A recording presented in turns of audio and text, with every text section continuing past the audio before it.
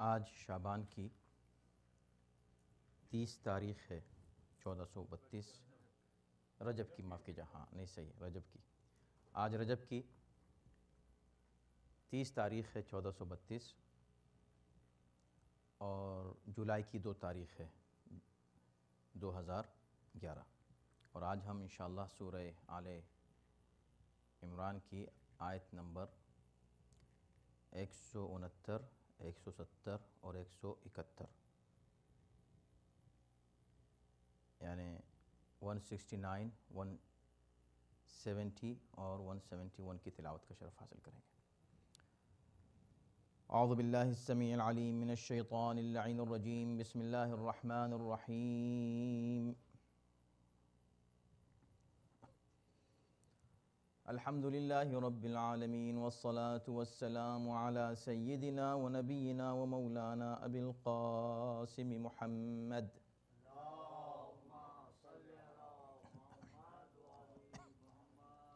وآلہ الطیبین الطاہرین المعصومین ولعنۃ اللہ علی اعدائہم اجمعین من الآن الی یوم الدین۔ اما بعد فقد قال اللہ فی کتابہ الکریم، بسم اللہ الرحمن الرحیم۔ ولا تحسبن الذين قتلوا في سبيل الله أمواتا بل أحياء عند ربهم يرزقون فرحين بما آتاهم الله من فضله ويستبشرون بالذين لم يلحقوا بهم من خلفهم ألا خوف عليهم ولا هم يحزنون يستبشرون بنعمة من الله وفضل وأن الله لا يضيع أجر المؤمنين صدق الله العلي العظيم۔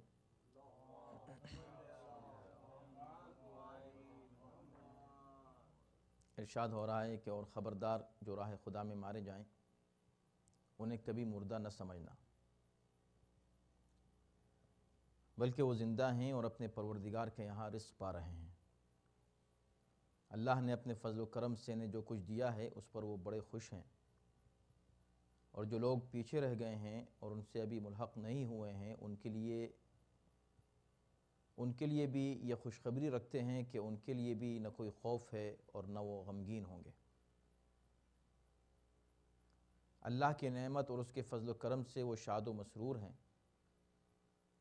اور اس بات پر بھی خوش ہیں کہ اللہ مومنین کے اجر کو ضائع نہیں کرتا۔ ابھی سلسلہ وہی جنگ احد کا چل رہا ہے اور آیتیں تسلسل کے ساتھ اسی واقعے کے تعلق سے کچھ حقائق بیان کر رہی ہیں۔ یہ آیت بھی اسی سیاق میں ہے،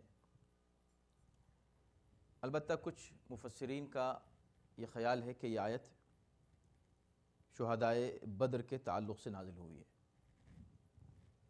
کچھ یہ کہتے ہیں کہ نہیں، یہ اصل میں جنگ احد سے متعلق ہے، لیکن صحیح یہی ہے کہ یہ آیہ کریمہ دونوں کو شامل ہے، نازل ہوئی بعد میں جنگ احد کے بعد، اور اس کی حیثیت عمومی ہے، یعنی عمومی مفہوم اس کا سب پر لاگو ہوتا ہے، تمام شہداء پر، چاہے وہ بدر و احد کے شہید ہوں یا بعد میں آنے والے شہداء ہوں، عمومی طور پر ہر شہید پر اس کا اطلاق ہوتا ہے۔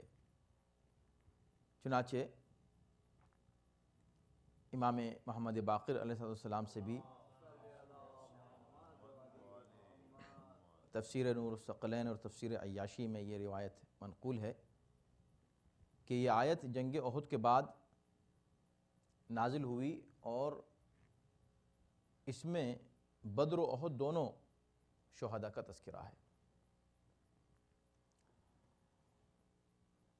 اس آیت سے پہلے جو آیت گزشتہ ہفتے ہم نے پڑھی تھی اور جہاں پر بات رکی تھی، آیت نمبر 168 سورہ آل عمران کی، اگر آپ اس کو دیکھیں تو اصل میں یہ آیت تسلسل ہے اسی آیہ کریمہ کا، جس میں پروردگار عالم یہ فرما رہا ہے کہ ہم نے مومن اور منافق کو جدا کرنے کے لیے یہ حالات تمہارے سامنے جو آئے تو ہم نے یہ حالات اس انداز سے پیدا کیے، یا یہ تمہارے اپنے پیدا کیے ہوئے حالات تھے، اذن خدا اور حکم خدا سے ایسا ہوا۔ اس کا مقصد صرف یہ تھا کہ تم پہچان لیا جاؤ کہ مومن کون ہیں اور منافق کون ہیں۔ اس کے بعد کہا کہ یہ وہ منافق ہیں کہ جو اپنے بھائیوں کے لیے یہ بات کرتے ہیں، یعنی کہتے تو یہ ہیں کہ ہم مومن ہیں، ہم مسلمان ہیں۔ اگر یہ مسلمان ہیں تو یہ سوچو کہ یہ اپنے ان بھائیوں کے لیے کہ جو قتل کر دیے گئے کیسی باتیں کرتے ہیں، اگر وہ ان کو بھائی سمجھتے ہیں تو، اگر یہ مومن ہیں تو وہ یہ کہتے ہیں کہ اگر وہ ہماری اطاعت کرتے اور بیٹھ جاتے اور جنگ نہ کرتے اور باہر نہ نکلتے اور احد میں نہیں جاتے تو مارے نہیں جاتے۔ تو ظاہر سی بات ہے کہ یہ منافقین کا نظریہ ہے اور منافقین کا انداز ہے اور ان کا نقطہ نظر ہے۔ موت سے وہ گھبراتے ہیں۔ عموماً موت کی حقیقت کو جو لوگ نہیں سمجھتے بلکہ زندگی کے حقائق سے بھی واقف نہیں ہیں، وہ لوگ موت سے بے پناہ خوفزدہ ہوتے ہیں۔ لیکن مومن چونکہ مومن کے لیے موت کی حقیقت عیاں ہوتی ہے، مومن جانتا ہے اور وہ ان حقائق سے واقف ہے کہ جو قرآن نے اور اہل بیت نے پیش کی ہیں، لہٰذا وہ گھبراتا نہیں ہے موت سے۔ اور اس کو قرآن نے کئی جگہ کئی موقعوں پر اس بات کی وضاحت بھی کی ہے کہ جو اللہ والے ہوتے ہیں وہ موت سے ڈرتے اور گھبراتے نہیں ہیں۔ سورہ جمعہ کی وہ آیت بھی ہے کہ جس میں کہا گیا ہے کہ یا ایھا الذین ہادوا قل یا ایھا الذین ہادوا ان کنتم اولیاء للہ من دون الناس فتمنوا الموت ان کنتم صادقین۔ تم یہ سمجھتے ہو کہ تم اللہ کے دوست ہو اور تمہارے علاوہ کوئی بھی خدا کا قریب نہیں ہے، کوئی بھی خدا کا دوست نہیں ہے، تو پھر تم اس کی دلیل دو، اور اگر تم سچے ہو تو موت کی تمنا کر کے دکھاؤ۔ تو وہاں پر موت کی تمنا کو ولایت الہی کی دلیل قرار دیا گیا ہے کہ کوئی جو شخص موت کی تمنا کرے وہ اس دعوے میں سچا مانا جائے گا کہ وہ اللہ کا ولی ہے۔ یہاں منافقین کا تذکرہ کیا جا رہا ہے۔ منافقین موت سے لوگوں کو ڈراتے بھی ہیں اور موت کو فنا بھی سمجھتے ہیں، یعنی وہ سمجھتے ہیں کہ جو لوگ باہر نکلے اور احد میں شہید ہوئے، قتل ہوئے دشمن کے ہاتھوں، انہوں نے اپنی جان گنوا دی، اپنی جان برباد کر دی، ختم ہو گئے، فنا ہو گئے، اور وہ فنا نہ ہوتے، وہ موت کی آغوش میں جا کر نہ سو جاتے اگر وہ ہماری اطاعت کر لیتے، ہماری اطاعت کرتے۔ تو یہاں اس سے ایک بات یہ بھی معلوم ہوئی کہ منافق کی پہچان یہ ہے کہ وہ نبی کے مقابلے پر اپنی اطاعت پر زور دیتا ہے۔ یہ بات ہم نے اشارتاً عرض کی تھی اس سے پہلے بھی کہ مومن وہ ہے جو اللہ و رسول اور اولی الامر کی اطاعت کرتا ہے قرآن کی روشنی میں، اور منافق کیا چاہتا ہے کہ اس کی اطاعت کی جائے۔ لو اطاعونا، اگر وہ لوگ ہماری اطاعت کرتے تو مارے نہیں جاتے۔ اور اس کے بعد قرآن نے بہت ہی پیارا ان کو جواب دیا اور یہ کہا کہ اگر تم یہ سمجھتے ہو کہ موت تمہارے اختیار میں ہے، وہ تمہاری اطاعت کرتے تو ان کو موت نہیں آتی۔ یہ کون سا فلسفہ؟ موت تو ہمیشہ آنی ہے بھئی، جو لوگ باہر نکلے ان کو بھی موت آئی، جو تم اگر یہاں رہ جاؤ گے گھر میں تم کو بھی موت آئے گی۔ لیکن اگر تمہارا خیال یہی ہے کہ نہیں وہ تمہاری بات سنتے تو موت نہیں آتی، تو ٹھیک ہے، تم ان کو تو چھوڑو، تم اپنے آپ سے موت کو ٹال کے دکھا دو، ہم دیکھتے ہیں کہ تم کب تک زندہ رہتے ہو۔ یہ کہنے کے بعد تو چونکہ اصرار کیا تھا منافقین نے اس بات پر کہ وہ لوگ جو احد کے اس میدان میں شہید ہوئے یا قتل ہوئے، ان کی نظر میں قتل ہوئے، وہ لوگ مر گئے، ختم ہو گئے، یہ ان کا نظریہ تھا منافقین کا۔ اس کا جواب قرآن پوری شدت کے ساتھ دے رہا ہے اور یہ کہہ کے دے رہا ہے کہ وَلَا تَحْسَبَنَّ الَّذِينَ وَلَا تَحْسَبَنَّ، خبردار سوچنا بھی نہیں، سوچنا بھی نہیں کہ الذین قتلوا فی سبیل اللہ امواتا، کہ جو لوگ اللہ کی راہ میں قتل کر دیے جائیں وہ لوگ مردہ ہیں، ایسا ذہن میں کبھی گمان بھی مت لانا۔ ظاہر ہے کہ گزشتہ ہفتے ہم نے گفتگو کے اختتام پر حوالہ دیا تھا ایک اور آیت کا سورہ بقرہ کی، آپ کو یاد ہے وہ آیت نمبر 154 میں 154 میں اللہ نے اسی انداز کی ایک آیت میں حیات شہداء بیان فرمائی، مگر اس کا انداز کچھ مختلف تھا اس سے۔ وہاں یہ کہا جا رہا تھا کہ وَلَا تَقُولُوا لِمَنْ يُقْتَلُ فِي سَبِيلِ اللَّهِ أَمْوَاتٌ، دیکھو جو لوگ مر جائیں انہیں تم مردہ نہ کہو۔ اس آیت کے ذیل میں چونکہ ہم سورہ بقرہ کی اس آیت کے ذیل میں آلریڈی کچھ تشریح بیان کر چکے ہیں، ہم بہت تفصیل میں نہیں جائیں گے اس آیت کی، لیکن ایک نقطے کی جانب توجہ آپ کی مبذول کرانی ہے، اور وہ یہ کہ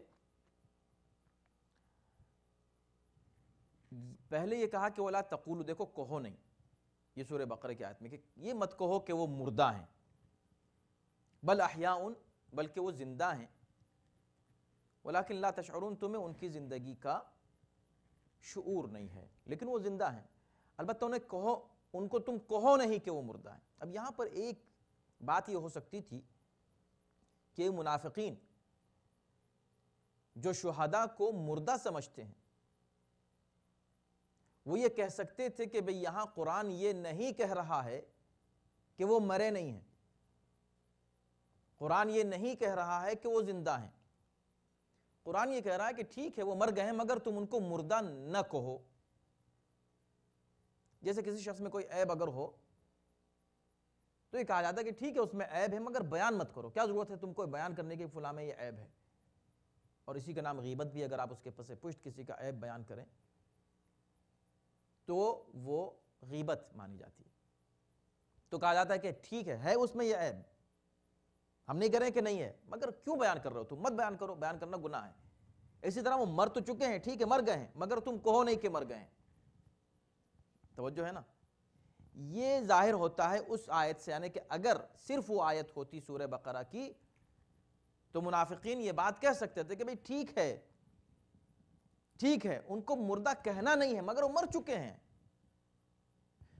قرآن اس آیت میں سورہ آل عمران کی زور دے کر یہ کہہ رہا ہے کہ ایسا نہیں کہ تم کو کہنا نہیں ہے، نہیں، سوچو بھی نہیں۔ اگر کسی شخص میں کوئی عیب ہے، کوئی برائی ہے، تو اس کا سوچنا کہ بھئی اس شخص میں یہ برائی ہے، سوچنا گناہ نہیں ہے، اس لیے کہ اس میں ہے۔ ہمارے ذہن میں یہ بات آ رہی ہے کہ اس میں یہ ہے، گناہ نہیں ہے اگر ہمارے ذہن میں کسی کی برائی آ جائے، لیکن اس کا بیان کرنا پس پشت یہ گناہ ہے۔ خدا یہ کہہ رہا ہے کہ تم جو اللہ کی راہ میں مر جائیں ان کو مردہ سمجھو بھی نہیں، یعنی خیال میں بھی، تمہارے ذہن میں بھی یہ بات نہیں آنی چاہیے کہ وہ مر چکے ہیں، وہ مردہ ہیں۔ دیکھیں اس سے اندازہ ہوتا ہے کہ کتنی تاکید ہے حیات شہداء پر قرآن میں، اور کتنا زور دے کے یہ بات کہی جا رہی ہے۔ اچھا، دونوں آیتوں میں اگر آپ ان کو کمپیئر کریں تو آپ کو اندازہ ہوگا کہ دونوں جگہ ایمفیسس مختلف انداز سے کیا گیا ہے۔ پہلی آیت میں چونکہ یہ بات تھی، ہو سکتا ہے کہ کوئی شخص صرف اسی آیت کو پڑھے، لا تقولوا، کہو مت کہ وہ مر گئے ہیں، تو اس کا اختتام کہاں ہوتا ہے؟ ولیکن لا تشعرون، تمہیں ان کی زندگی کا شعور نہیں ہے، تم سمجھ نہیں پاؤ گے کہ وہ زندہ ہیں۔ شعور کیا مطلب؟ شعور کا مطلب یہ کہ تمہیں احساس نہیں ہو سکتا، تمہارا لیول شعور کا اور فکر کا وہاں تک نہیں پہنچا ہے کہ تم ان کی زندگی کا احساس کر سکو، شعور کر سکو، سمجھ سکو، اس زندگی کو تم سمجھ نہیں پاؤ گے۔ قرآن کہتا ہے کہ ان من شیء الا یسبح بحمدہ، کائنات میں کوئی ایسی شے نہیں ہے جو اللہ کی تسبیح نہیں کرتی، ہر چیز جسے آپ چیز کہہ سکیں وہ اللہ کی تسبیح کرتی ہے کائنات میں۔ یہ دیواریں، یہ دروازے، یہ کھڑکیاں، یہ گھر، یہ پتھر، یہ درخت، ہر چیز اللہ کی تسبیح کرتی ہے۔ آپ نے کبھی سنا ان کو تسبیح کرتے ہوئے؟ تو آپ کہتے ہیں وہ تو تسبیح نہیں کرتی، اس لیے کہ ہم نے تو کبھی نہیں سنا، ہمیں تو نظر نہیں آیا ان کی تسبیح کا انداز۔ آپ کو شعور نہیں ہے۔ ان من شیء الا یسبح بحمدہ ولکن لا تفقہون تسبیحہم، لیکن تم ان کی تسبیح کو سمجھ نہیں پاتے، تو یہ تمہاری سمجھ کا قصور ہے، ان کی تسبیح کا نہیں ہے۔ اسی انداز سے حیات شہداء کو تم سمجھ نہیں پاتے، تمہیں شعور نہیں ہے، تو اس میں تمہارے شعور کا، تمہاری فکر کا، تمہاری عقل کا قصور ہے، ان کی زندگی کا قصور نہیں ہے۔ یہ بات پہلی آیت میں کہی گئی۔ دوسری آیت میں اس کا اختتام کہاں ہوتا ہے؟ بل احیاء عند ربہم یرزقون، وہ لوگ زندہ ہیں اور اپنے پروردگار کے یہاں رزق پا رہے ہیں، چونکہ زندگی کا ایک ثبوت رزق کے ذریعے سے ہوتا ہے کہ بھئی انسان دیکھ بھئی کھاتا پیتا ہے تو کوئی مردہ تو نہیں کھاتا، کوئی مردہ تو نہیں پیتا، رزق اور نعمتیں جو ہے کسی مردے کو تو نہیں ملتی، تو نعمتیں اور رزق جو ہے وہ کس کو ملتا ہے؟ جو زندہ ہو، وہی اس سے استفادہ کرتا ہے۔ تو یہاں کہا گیا کہ بھئی وہ زندہ ہیں، کیونکہ کبھی ایسا ہوتا ہے عند ربہم میں جو لفظ ہے عند ربہم، اللہ کی نظر میں، اس میں بہت سے کچھ وہ مفسرین جو حیات شہداء کو اتنی اہمیت نہیں دیتے، اور ظاہر ہے کہ ان کی تعداد بہت کم ہے، اور آج بھی ایک نظریہ ہے اسی انداز کا نظریہ۔ آپ جائیں حج پر، جو لوگ جاتے ہیں ان کو اندازہ ہے کہ جب پیغمبر اسلام کی زری کے سامنے کھڑے ہوں آپ اور جا کر سلام کریں رسول اللہ کو، تو وہاں آپ کو منع کیا جائے گا، وہاں پر آپ کو منع کیا جائے گا، اور اس پر زور دیا جاتا ہے کہ یہ تو مر چکے ہیں، یہ تو بس قبر ہے، یہ کچھ پتھر ہیں، مٹی ہے، تم ان سے کیا بات کر رہے ہو؟ پہلی بات تو یہ کہ اللہ نے ہر مسلمان کو دنیا کے کسی بھی کونے پر ہو اسے یہ حکم دیا ہے کہ تم ایک بار نہیں، روزانہ 5 مرتبہ تم کو اپنے نبی کو سلام کرنا ہے، 5 مرتبہ، بلکہ 10 مرتبہ، اس لیے کہ تشہد میں بھی تم کو سلام کرنا ہے اور سلام میں بھی سلام کرنا ہے، تشہد میں صلوات کے ذریعے سے اور سلام میں براہ راست السلام علیک ایھا النبی ورحمۃ اللہ وبرکاتہ، تم اے نبی آپ پر سلامتی ہو۔ جب ہم دور سے، وہ بھی نماز میں، عبادت الہی میں جو خالص اللہ کی عبادت ہے، نبی کو سلام کر سکتے ہیں کہیں سے بھی دور سے، تو ان کی قبر کے سامنے کھڑے ہو کے ان کو سلام کیوں نہیں کر سکتے؟ مگر آپ ان کو دیکھیں گے وہاں پر فوراً ہی آپ کو روکیں گے اور کہیں گے یہ بدعت ہے، یہ شرک ہے، آپ شرک کر رہے ہیں، یہ تو مر چکے ہیں، آپ کس سے بات کر رہے ہیں، آپ کس کو سلام کر رہے ہیں؟ یہاں قرآن یہ کہہ رہا ہے کہ عند ربہم، ہم تھے بقیع میں، وہاں جا کر بقیع کے ان ائمہ کو اور شہداء کو سلام کر رہے تھے۔ ہم لوگ جو زیارت پڑھتے ہیں، زیارت شہداء، وہ زیارت کیا مطلب؟ زیارت یعنی ملاقات، عربی میں زیارت ملاقات کو کہتے ہیں، ملنے کو، اور جب انسان ملتا ہے تو کیا کرتا ہے؟ سلام۔ تو جتنی بھی زیارتیں ہیں وہ سلام سے شروع ہوتی ہیں، اس میں سلام ہے، السلام علیک ایھا النبی ورحمۃ اللہ وبرکاتہ، جس طرح ہے اسی انداز سے وہاں سلام کرتے ہیں، السلام علیکم ایھا الشہداء، یا السلام علیک یا ابا عبداللہ، یا السلام علیک یا امیر المؤمنین، اس طرح کے الفاظ سلام سے شروع ہوتے ہیں۔ کھڑے ہوئے ہم سلام کر رہے تھے، تو وہاں وہ جو متوع کھڑے ہوتے ہیں بالکل جہل مرکب ہوتے ہیں بیچارے، انہیں بالکل کچھ علم نہیں ہوتا، نہ قرآن کا نہ حدیث کا، کچھ چیزیں رٹی ہوئی ہوتی ہیں ان کی رٹی رٹائی، اور عقل و فکر سے تو بالکل پیدل ہوتے ہیں، اور ان کا تفکر آپ سوچیں کہ وہ اہانت کے ساتھ ان شہداء کی طرف اشارہ کر کے کہتے ہیں ان کی قبروں کی طرف کہ کچھ نہیں ہے، مر چکے ہیں، ختم ہو گئے ہیں، تو مٹی بن گئے ہیں، آپ کہاں کھڑے ہو، کس کو سلام کر رہے ہیں؟ اور شرک ہے۔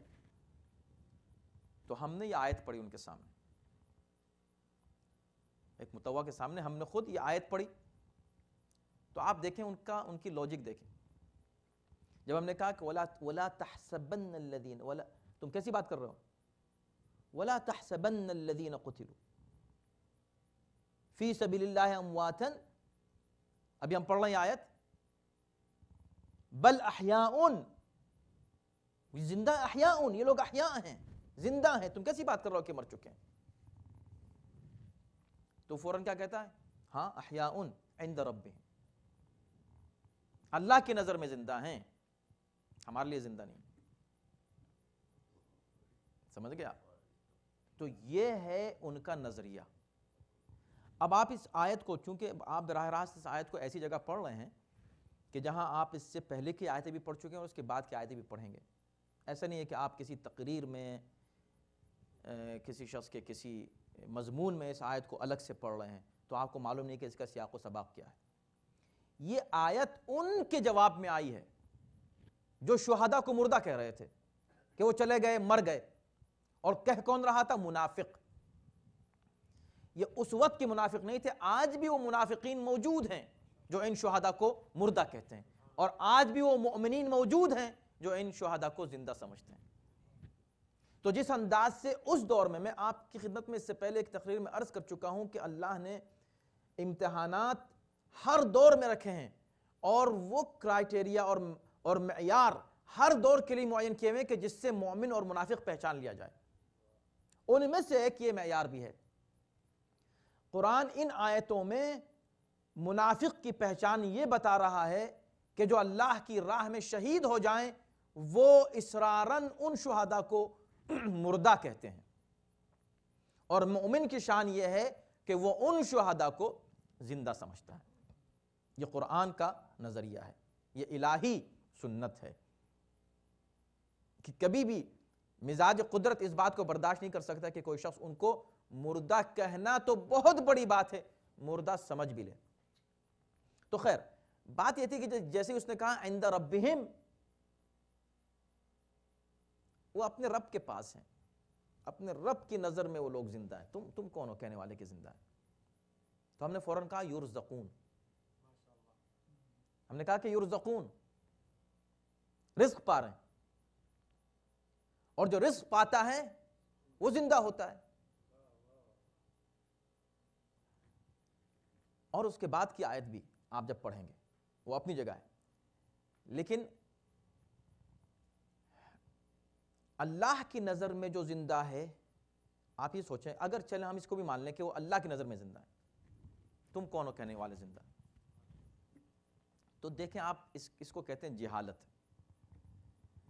بھئی ہم اور ہیں کیا اسلام کہتے کس چیز کو ہیں؟ اسلام ہے ہی وہ جو اللہ کی نظر میں جو چیز ہو ہم اس کو مان لیں، اسی کو تو اسلام کہتے ہیں۔ اللہ کچھ کہہ رہا ہے تم کچھ اور کہہ رہے ہو، اسی کو کفر کہتے ہیں۔ اگر اللہ کی نظر میں زندہ ہیں، تم ہم سے پوچھ رہے ہو پھر تمہاری نظر میں کیوں ہیں؟ ہم کہہ رہے ہیں تمہاری نظر میں کیوں نہیں ہے؟ بھئی جب اللہ کی نظر میں تم خود کہہ رہے ہو عند ربہم، بھئی عند ربہم اللہ کی نظر میں زندہ ہے، تو میں پوچھ رہا ہوں تمہاری نظر میں پھر کیوں نہیں ہے؟ تم کیا اللہ کے مقابلے پر آنے والے کوئی شخص ہو؟ اور اگر تم اللہ کے مقابلے پر آ رہے ہو تو ہم تمہاری کی بات کیوں مانے کہ مر گئے ہیں؟ ہم اللہ کی بات کیوں نہیں مانے کہ وہ زندہ ہیں؟ بھئی دو ہیں نا، تم کھڑے ہوئے یہاں قبر پہ کھڑے ہوئے کہہ رہے ہو مر گئے مر گئے، اللہ مسلسل کہہ رہا ہے زندہ ہیں زندہ ہیں، ہم کس کی مانے؟ تمہاری کہ اللہ کی؟ یہ ہے کفر، یہ ہے شرک جو تم کر رہے ہو، یہ ہے بدعت جو تم کھڑے ہو کے کہتے ہو وہاں پر۔ اب آپ یہ دیکھیں کہ قرآن جس انداز سے، جس شان سے، ظاہر ہے کہ اب وقت نہیں ہوتا ہے، اگر آپ وہ روایات پڑھیں جو بیان کرتی ہیں شہداء کی عظمتیں، اور خاص طور پر امیر المومنین علیہ السلام کی ایک طولانی حدیث ہے کہ جب ان سے کسی نے پوچھا کہ مولا یہ بتائیے کہ شہداء کی منزلت کیا ہے، تو انہوں نے ایک طولانی حدیث بیان کی ہے جس میں شہداء کا مقام بیان فرمایا ہے، عظیم مقام، اور اس طرح کی روایتیں ہیں۔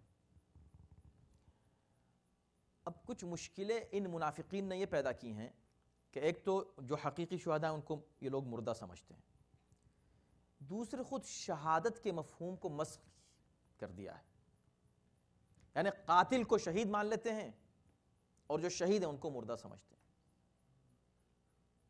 آپ دیکھ لیں آج کل جو حالات ہیں دنیا میں، یہ جو سوسائڈ بامبرز ہیں، یہ جو ٹیرورسٹ ہیں، یہ جو دہشت گرد ہیں، بے گناہوں کو مار کے اور خود سوسائڈ کر کے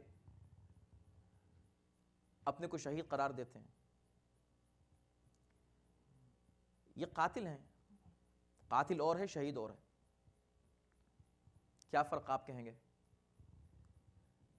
بے گناہوں کو قتل کرنے والا شہید نہیں ہو سکتا. شہید کہتے ہی اس لیے اس کو شہید ہیں. اصل میں لفظ شہید، اس سے پہلے میں کسی موقع پر بیان کر چکے ہیں کہ شہید اس معنی میں پورے قرآن میں کہیں آیا نہیں ہے. شہید جہاں جہاں بھی قرآن میں لفظ آیا ہے وہ بے معنی گواہ آیا ہے. اس کو گواہ کہتے ہی اس کو، یہ جو قتل ہو جائے اللہ کی راہ میں وہ گواہ ہے. کس بات کا گواہ؟ اللہ کی توحید کا گواہ، نبی نے جو وعدے کیے اس کا گواہ کہ سچ ہیں سارے وعدے. غیب کی جو خبریں انبیاء دے کر گئے ان سب کا گواہ بن جاتا ہے. وہ اسلام کی حقانیت کا گواہ بن جاتا ہے شہید، سچائی کا گواہ، گواہی دیتا ہے. اسلام اس کو شہید کہتا ہی اس لیے ہے کہ وہ اپنی جان دیتا ہے گواہی کے لیے اسلام کی حقانیت کی. تو جان دینے کا نام مظلومیت کے ساتھ، بے گناہی کے ساتھ جان دینے کا نام شہادت ہے. کسی بے گناہ کا، بے خطا کی جان لینے کا نام شہادت نہیں ہے. تو ایک اور فرق جو ایک روایت کے ذریعے میں آپ کے سامنے پیش کرنا چاہتا ہوں کہ ابو سفیان نے جنگ احد کے بعد، اسی جنگ احد ہی کے تعلق سے مجموع البیان نے یہ روایت پیش کی ہے. کہا کہ ابو سفیان کھڑا ہوا جب جنگ ختم ہو گئی اور بآواز بلند اس نے چیخ کے مسلمانوں کو خطاب کر کے کہا، سنا تم نے؟ سنو، یہ جو تمہارے 70 لوگ مارے گئے ہیں یہ ان 70 کا بدلہ ہے جو بدر میں مارے گئے تھے. اب یہاں پیغمبر اسلام نے فوراً اس کا جواب دیا. کہاں وہاں بھی 70 مارے گئے تھے، یہاں بھی 70 مارے گئے ہیں، مگر دونوں میں فرق ہے. ہمارے جو 70 مارے گئے وہ جنت میں گئے ہیں، جو تمہارے مارے گئے جہنم گئے تھے. دیکھیں یہ بنیادی فرق ہے نا. آج کے منافقین ان دونوں کو ایک کر دیتے ہیں. جو قاتل ہے، جو ظالم ہے، جس نے حملہ کیا ہے وہ جہنم میں جا رہا ہے. پیغمبر اسلام فرما رہے ہیں احد میں اسلام نے حملہ نہیں کیا تھا، مسلمانوں نے حملہ نہیں کیا تھا، انہوں نے حملہ کیا تھا. وہ آئے تھے، مسلمان بے گناہ تھے. جو بے گناہ تھا اسلام کے دفاع میں مارا گیا وہ ہے شہید. اور جو حملہ کر رہا ہو عورتوں پر، بچوں پر، مظلوموں پر، زائرین پر، سمجھے، بے گناہوں پر، اس کو آپ کیسے شہید کہہ سکتے ہیں؟ تو وہ تو شہید ہو گیا اور پیغمبر اسلام نعوذ باللہ مر چکے ہیں. یہ ان کی نظر میں. آپ یہ سوچیں کہ جب ایک شہید نبی کی اطاعت میں، آپ یہ بتائیں کہ جنگ احد کے تعلق سے بار بار جو قرآن یہ کہہ رہا ہے، کتنی آیتیں ہیں جس میں یہ بات کہی گئی کہ تمہاری حرکتوں سے ایسا ہوا، تم نے نبی کی نافرمانی کی، تم نے نبی کی اطاعت نہیں کی. اور وہ لوگ جو شہید ہوئے وہ نبی کی اطاعت میں شہید ہوئے. تو جس کی اطاعت کر کے مر جانے والا نہیں مرتا بلکہ زندہ رہتا ہے، وہ خود پیغمبر اسلام کیسے مر جائیں گے؟ ان کی اطاعت کو کوئی ان کی اطاعت کر لے تو وہ نہیں مرتا، بلکہ اگر ان کی اطاعت پر عام بستر پر بھی موت آ جائے تو چونکہ اطاعت میں آئی ہے تو انسان شہید ہے. من مات علی حب آل محمد مات شہیدہ، اس کا یہی مفہوم ہے. وہ نہیں مرتا تو نبی کیسے مر جائیں گے؟ تو بہر کیف اس پر بہت گفتگو ہو سکتی ہے. آپ حضرات مسلسل اس موضوع پہ سنتے رہتے ہیں. انہیں مردہ مت سمجھنا. دیکھیں موت تو آنی ہے. اسی سورہ آل عمران میں متعدد جگہ موت کا تذکرہ آیا ہے اور اس کو مختلف طریقے سے قرآن نے پیش کیا. اس سے پہلے کی آیت میں کہا کہ موت تو آنی ہے اگر تم اپنے آپ سے موت کو ٹال کے دکھا دو. وما کان لنفس، آیت نمبر 145 میں کہا کہ وما کان لنفس ان تموت الا باذن اللہ کتابا مؤجلا. موت تو ایک کتاب مؤجل ہے، لکھی ہوئی ہے، آنی ہے. کوئی شخص اس موت کو ٹال نہیں سکتا. پیغمبر اسلام کے لیے بھی دیکھیں موت کا لفظ، یہ لوگ جو معرفت پیغمبر اسلام نہیں رکھتے یا قرآن مجید کی حقیقی مفاہیم سے ناواقف ہیں، وہ ایک لفظ کو لے لیتے ہیں۔ ان کی دلیل کیا پیغمبر اسلام کے موت کے لیے؟ کہا قرآن نے کہا انک میت و انہم میتون، تم مرو گے اور وہ بھی مریں گے، یعنی سب مرنے والے ہیں۔ میتون تم مرو گے، تو مر گئے، اور سب مریں گے، سب مر گئے۔ تو یہاں جو لفظ ہے قتلوا فی سبیل اللہ امواتا، جو لوگ قتل کر دیے جائیں اللہ کی راہ میں، ان کو مردہ مت کہو۔ تو صحیح ہے، مر گئے نا، ظاہراً تو مر گئے، یہ لوگ قتل کر دیے گئے، مر گئے، لیکن کہہ رہے ہیں کہ مردہ مت سمجھو ان کو۔ کیوں؟ اس لیے کہ ان کی موت الگ ہے اور تمہاری موت الگ ہے، موت کی قسمیں ہیں الگ الگ۔ اس لیے پیغمبر اسلام کے لیے کہا انکم، تم مرو گے اور یہ مریں گے، ورنہ کہا جا سکتا تھا کہ بھی تم سب مر جاؤ گے۔ دو لفظ استعمال کرنا اس بات کی دلیل ہے کہ تمہاری موت کے معنی الگ ہیں، ان کی موت کے معنی الگ ہیں۔ تو پیغمبر اسلام اگر اس دنیا سے اٹھے اور گئے اور رخصت ہوئے اور ان کی رحلت ہوئی تو وہ الگ ہے، اور جب ایک عام انسان مرتا ہے اس کی موت الگ ہے۔ اسی انداز سے شہداء کی الگ ہے۔ پیغمبر اسلام نے جناب جعفر طیار کے لیے اس وقت فرمایا تھا جب جنگ مؤتہ میں ان کے دونوں ہاتھ قلم ہو گئے اور ان کو خبر ملی تو انہوں نے فرمایا کہ ہاں میں نے دیکھا ہے اپنے بھائی کو جعفر طیار کو جنت میں وہ فرشتوں کے ساتھ اڑ رہے تھے، اللہ نے ان کو ان دونوں ہاتھوں کے بدلے میں 2 پر عطا فرمائے۔ یہ ہے زندگی ان کی، یعنی براہ راست زندگی، محسوس زندگی، وہ زندگی جس کو محسوس کیا جا سکے۔ ایسا نہیں کہ صرف اللہ کی نظر میں بس وہ زندہ ہیں، ہاں وہ مرے نہیں، اوریجنلی مرے نہیں، وہ بس وہ زندہ نہیں، وہ زندہ ہیں، حقیقتاً زندہ ہیں۔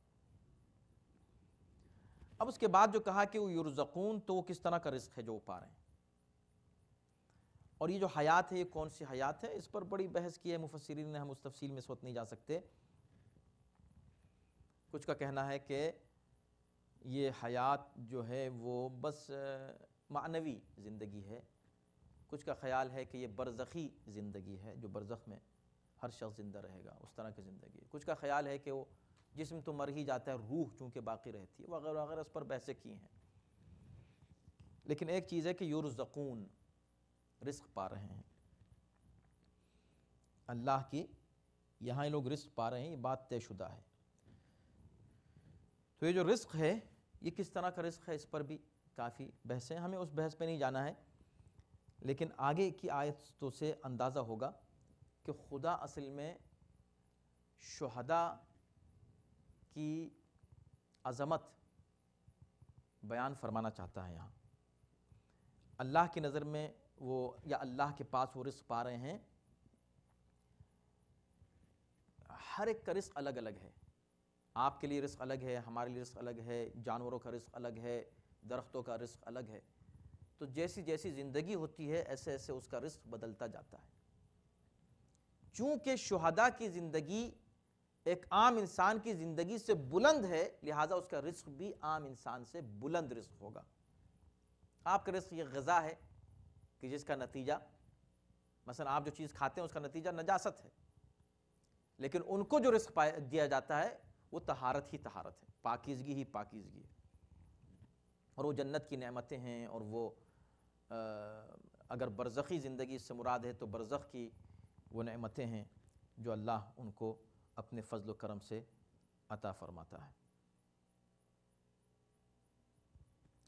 وَيَسْتَبْشِرُونَ بِالَّذِينَ لَمْ يَلْحَقُوا بِهِمْ، دلچسپ بات یہاں پر اب آتی ہے اس کے بعد کی آیت میں۔ پہلے تو یہ کہ فَرِحِينَ بِمَا آتَاهُمُ اللَّهُ مِنْ فَضْلِهِ، وہ لوگ نہ صرف یہ کہ رزق پا رہے ہیں بلکہ وہ لوگ بڑے خوش ہیں، خوش ہیں، یستبشرون فرحین، خوش ہیں، بما آتاہم اللہ من فضلہ، اللہ نے ان کو جو اپنے فضل سے جو کچھ نعمتیں عطا کی ہیں اس کے اوپر، من فضلہ۔ دلچسپ بات یہاں پر یہ ہے کہ وہ لوگ اپنے کارناموں پر نہیں ہیں خوش کہ ہم نے یہ کیا اور ہم نے یہ کیا، اور یہ بھی نہیں کہا کہ بما آتاہم اللہ من اجورہم، اللہ نے جو ان کو اجر دیا اس پر خوش ہیں، من فضلہ، اللہ نے ان کو جو فضل و کرم، فضل اس کا مطلب یہ ہے کہ ایمان کی پیک یہ ہے کہ انسان اپنے عمل کو اس قابل نہ سمجھے کہ میں ڈیزرو کرتا ہوں، بلکہ ہر شے کو اللہ کا فضل و کرم خیال کرے۔ یہی وہ شہداء ہیں جو کچھ ان کو وہاں ملا ہے اللہ کی طرف سے، وہ اس کو اس کا فضل سمجھتے ہیں، اپنے کارناموں پر فخر نہیں کر رہے ہیں۔ دوسری بات یہ کہ فرحین کا لفظ استعمال ہوا، قرآن میں ایک اور جگہ فرحین استعمال ہوا ہے، اور اس میں کہا گیا ان اللہ لا يحب الفرحین، اور یہ قارون کے واقعے میں بیان کیا گیا ہے، کیونکہ قارون جو ہے وہ خوش تھا اور بہت ہی زیادہ فخر کر رہا تھا کس چیز کے اوپر؟ جو کچھ اس کو ملا ہوا تھا دنیاوی خزانہ، اس پر بڑا فخر کرتا تھا وہ۔ تو اللہ نے یہ کہا کہ ان اللہ لا يحب الفرحین، اللہ فرحین کو، خوش ہونے والوں کو، فخر کرنے والوں کو پسند نہیں کرتا۔ اور یہاں کیا کہہ رہا ہے؟ یہاں وہی لفظ تعریف میں استعمال کر رہا ہے، فرحین بما آتاہم اللہ من فضلہ۔ اس کا مطلب دونوں فرحین، دونوں خوش ہونے والوں میں اور دونوں فخر میں فرق یہ ہے کہ اگر کوئی شخص دنیاوی جاہ و جلال، جاہ و حشمت کے اوپر یا ظاہری جو نعمتیں یہاں کی ہیں ان کے اوپر صرف فخر کرتا رہے، آخرت کو بھول کر، وہ خوشی اور وہ خوشحالی اور وہ فخر اللہ کی نظر میں قابل مذمت ہے۔ لیکن اگر آخرت کے مسائل پر، اللہ کے فضل و کرم پر کوئی شخص خوشحال ہو، اسے اللہ قابل قبول سمجھتا ہے۔ وَيَسْتَبْشِرُونَ بِالَّذِينَ لَمْ يَحِقُّ بِهِمْ۔ اب یہ ہے کہ وہ لوگ نہ صرف یہ کہ وہ خوش ہیں اپنے، اللہ نے جو ان کو نعمتیں دی ہیں، ہر دوستی ختم ہو جائے گی قیامت کے دن، مرنے کے بعد رشتے ختم ہو جاتے ہیں، لیکن ایمانی رشتہ اور تقوی کا رشتہ باقی رہتا ہے۔ الْأَخِلَّاءُ يَوْمَئِذٍ بَعْضُهُمْ لِبَعْضٍ عَدُوٌّ إِلَّا الْمُتَّقِينَ۔ ایک دن ایسا آئے گا کہ جب سب جتنے دوست ہیں ایک دوسرے کے دشمن ہو جائیں گے، نہ صرف یہ کہ دوستی ختم ہو جائے گی، دشمن ہوں گے علاوہ متقین کے۔ تو تقوی کا رشتہ باقی رہتا ہے مرنے کے بعد۔ اب آپ دیکھیں وَيَسْتَبْشِرُونَ بِالَّذِينَ لَمْ يَلْحَقُوا بِهِمْ، ان کو خوشخبری دی جاتی ہے ان لوگوں کے بارے میں جو ان کے پیچھے رہ گئے ہیں، ابھی ان کے ساتھ نہیں آئے ہیں۔ اس کا مطلب یہ کہ یہ شہداء جب یہ نعمتیں پاتے ہیں تو ان کو ان کے دوست یاد آتے ہیں، وہ اللہ سے ذکر کرتے ہیں پروردگار ہمارے دوستوں کا کیا حال ہوگا، ہم کو تو یہ مل گیا مگر ہمارے فلاں دوست فلاں دوست فلاں دوست کو کیا ملے گا۔ تو اللہ یہ نہیں کہتا کہ بھئی دیکھو اب تمہارا رشتہ ان سے ختم ہو گیا، نہیں، بلکہ ان کو بشارت دی جاتی ہے، اللہ خوف علیہم ولا ہم یحزنون، دیکھو ہم تم کو یہ بشارت دے رہے ہیں کہ جس طرح تم کو ہم نے نعمتیں دی ہیں، اگر وہ بھی تمہاری طرح رہے، جیسے تم ہو ویسا ہی ایمان رہا، اسی انداز سے تمہارے پیچھے چلتے رہے اور آئے تمہارے پیچھے پیچھے، تو یاد رکھو ان کے لیے بھی نہ کوئی خوف ہوگا نہ کوئی حزن ہوگا، موت کے بعد نہ ان کو موت کے بعد کے حالات کا خوف ہوگا اور نہ ہی دنیا کی مفارقت کا ان کو غم ہوگا۔ تو شہداء کو ان کو یہ خوشخبری دی جاتی ہے۔ اس کے بعد آخری آیت ہے یستبشرون بنعمت من اللہ، نعمت الہی پر وہ خوش رہتے ہیں، اللہ کی نعمت و فضل، بنعمت من اللہ دو لفظ استعمال کیے ہیں۔ نعمت اصل میں اجر ہے عمل کا، جو اللہ مؤمن کو اجر دیتا ہے، اور اجر بھی ظاہر ہے کہ عمل سے کہیں زیادہ عطا فرماتا ہے۔ اس طرح کی بہت سی آیات ہیں قرآن مجید میں کہ مؤمن جو عمل کرتا ہے اللہ اپنے فضل و کرم سے اس کا اجر کئی گنا فرماتا ہے۔ وَلَنَجْزِيَنَّهُمْ أَجْرَهُمْ بِأَحْسَنِ مَا كَانُوا يَعْمَلُونَ، ان کو جو ہم اجر دیں گے ان کے عمل سے کہیں بہتر ہوگا۔ لیکن یہاں لفظ استعمال ہوا بنعمت من اللہ، نعمت الہی سے وہ خوش ہیں، وہ فضل اور اس کے فضل سے خوش ہیں، یعنی نعمت بھی ان کو مل رہی ہے اور فضل الہی بھی، جس کے بارے میں یعنی نعمت کے بارے میں آپ کہہ سکتے ہیں، پوچھ سکتے ہیں کہ نعمت کتنی مل رہی ہے، نعمت کیا مل رہی ہے، تو نعمت کو شمار کیا جا سکتا ہے، فضل الہی کو شمار نہیں کیا جا سکتا، اس لیے کہ اللہ کی کا فضل و کرم جو ہے بے پناہ ہے۔ حالانکہ اللہ کی نعمت بھی وَإِن تَعُدُّوا نِعْمَتَ اللَّهِ لَا تُحْصُوهَا، جب دنیا میں اللہ کی نعمتوں کو شمار نہیں کر سکتے تو آخرت کی نعمتوں کو ہم کیا شمار کر سکتے ہیں، لیکن معین کر سکتے ہیں کہ یہ نعمتیں ہیں۔ لیکن فضل الہی کا مطلب ہے اضافہ، اضافہ کتنا اللہ کرتا جائے گا اس کا تصور انسان نہیں کر سکتا۔ وَأَنَّ اللَّهَ لَا يُضِيعُ أَجْرَ الْمُؤْمِنِينَ، اور اللہ مؤمنین کے اجر کو ضائع نہیں کرتا۔ اس بات کو تو وہ لوگ دنیا میں بھی جانتے تھے، لیکن صرف علم الیقین تھا، ان کو علم تھا، وہاں جا کر ان کو عین الیقین ہو جائے گا، اپنی آنکھ سے دیکھ لیں گے کہ اجر مومن کا ضائع نہیں ہوتا، اور حق الیقین ہوگا، اس کو فیل کریں گے، محسوس کریں گے کہ اجر ضائع نہیں ہوتا۔ تو خلاصہ گفتگو یہ ہے کہ شہید زندہ ہے، اور شہید کے تعلق سے جو اللہ کی راہ میں قتل ہوں دو نظریے ہیں۔ ایک منافق کا نظریہ ہے کہ وہ مر گیا ہے، اس سے بات مت کرو، اس کو سلام نہ کرو، اور ایک مومن کا نظریہ ہے، قرآنی نظریہ ہے کہ وہ زندہ ہیں، آپ ان سے بات کر سکتے ہیں۔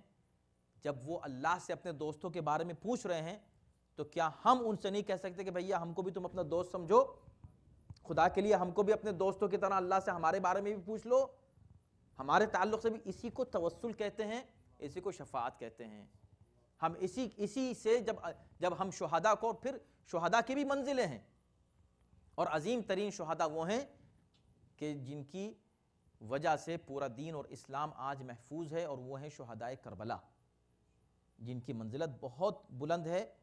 اور سید الشہداء، چونکہ شہداء بہرحال جنت میں ہوں گے، تو اب جنت کا جو سردار ہو، وہاں پر جتنے لوگ رہتے ہیں جنت میں، ان سے بلند ہونا چاہیے مقام و منزلت میں۔ تو سید الشہداء کا مقام سب سے بلند ہے، ان کو سلام کرنا، ان سے توسل کرنا، یہ قرآن کے عین مطابق ہے اور توحید کے عین مطابق ہے، اور ان کو مردہ سمجھنا اور ان کو سلام اور ان سے توسل کو بدعت سمجھنا یہ نفاق ہے، اور اسلام اور قرآن کے نظریے کے خلاف ہے اور منافی ہے۔